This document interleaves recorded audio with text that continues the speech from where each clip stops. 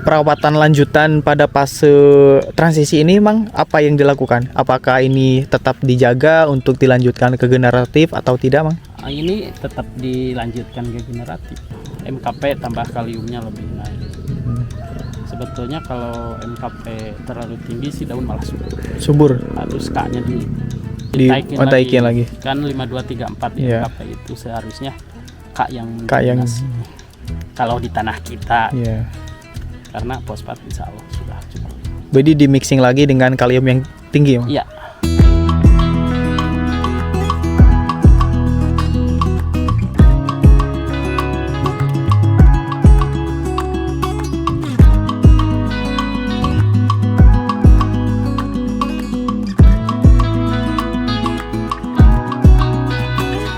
Mari kita bekerja sama untuk membangun khususnya sektor durian agar durian Indonesia makin internasional. Selamat datang di channel Akado Durian Farm, petani dan penjual bibit durian, alat kebun durian, konsultan kebun durian dari Sambong Jaya, Mangkubumi, Kota Tasikmalaya, Provinsi Jawa Barat. Tetap semangat menanam, bersedekah oksigen sambil menunggu panen si raja buah. Getang.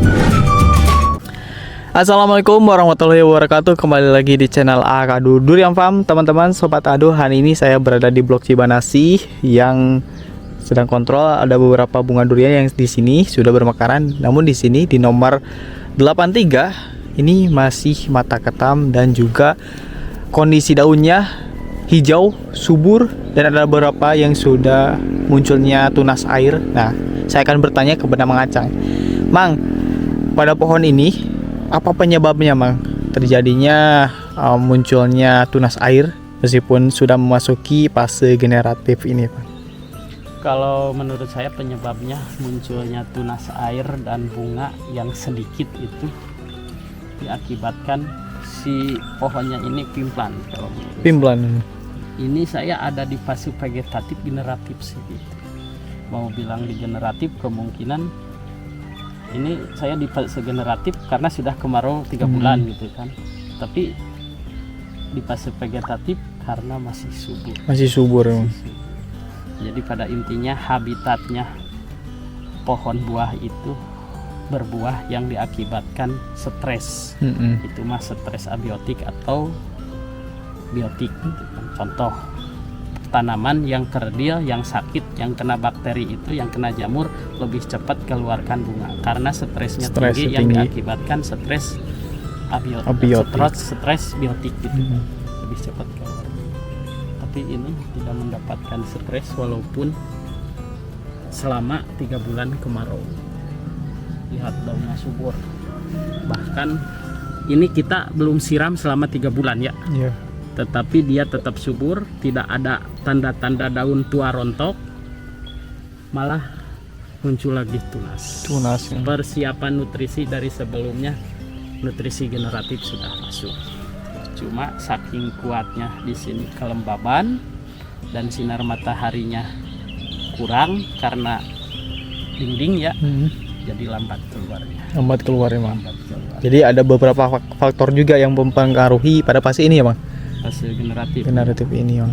Kalau selagi belum stres tanamannya, dan ini posisi perdana di sini. perdana beda sama yang pernah yang berbuah kedua dan ketiga dan selanjutnya, karena ada riwayat stres kadang-kadang yang daun yang udah berbuah 1 kali kan daunnya agak-agak kerdil gitu, lebih cepat dia keluar. Nah, untuk perawatan lanjutan pada fase transisi ini Mang, apa yang dilakukan? Apakah ini tetap dijaga untuk dilanjutkan ke generatif atau tidak Mang? Ini tetap dilanjutkan ke Generatif. Ini paling lambat di blok ini yang kelembabannya tinggi. Ini di sini ya. Iya. Dan tanaman si pohonnya terlalu subur gitu. Jadi subur juga gak baik juga pada fase generatifnya Mang? Kalau subur tandanya sih Vegetatif. Ya. Karena masa transisi tersebut ya Mang? Iya. Tuh teman-teman, ada beberapa tunas air juga ya. Itu dia pimplan. Saya generatif atau vegetatif ini? Kalau yang ini yang tunas-tunas ini Mang dibuang? Dibuang. Oh dibuang. Jadi yang dijaganya tuh yang mata ketam atau calon bunga ya. Beda panjang-panjang Bu. Karena Ini potensi jadi yang seperti ini rendah. oh iya. Gitu. Kalau yang ini emang tetap mau diaplikasikan pupuk buat menginisiasi munculnya bunga? Masih lanjut. Masih lanjut. Kayak MKP gitu ya. MKP tambah kaliumnya lebih naik. Sebetulnya kalau MKP terlalu tinggi sih daun malah Subur. harus K-nya ditaikin lagi. Kan 5 2 3 4 di Iya. MKP itu seharusnya K yang K yang mendominasi. Kalau di tanah kita iya. karena fosfat insya Allah sudah cukup. Jadi di mixing lagi dengan kalium yang tinggi, Bang? Iya.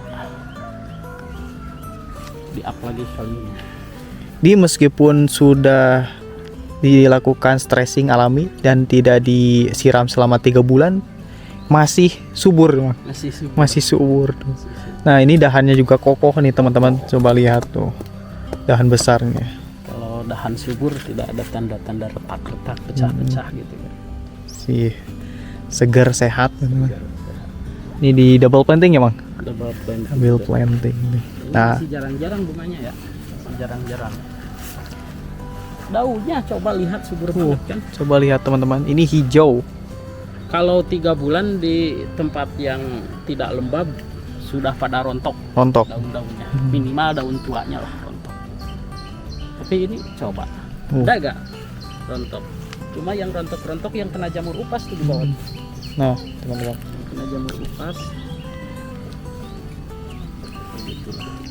Apalagi sekarang kan banyak petani yang baru perdana sudah terbiasa sebelumnya di vegetatif, tidak mendapatkan stres, jadi gampang panik ketika melihat si tanamannya stres.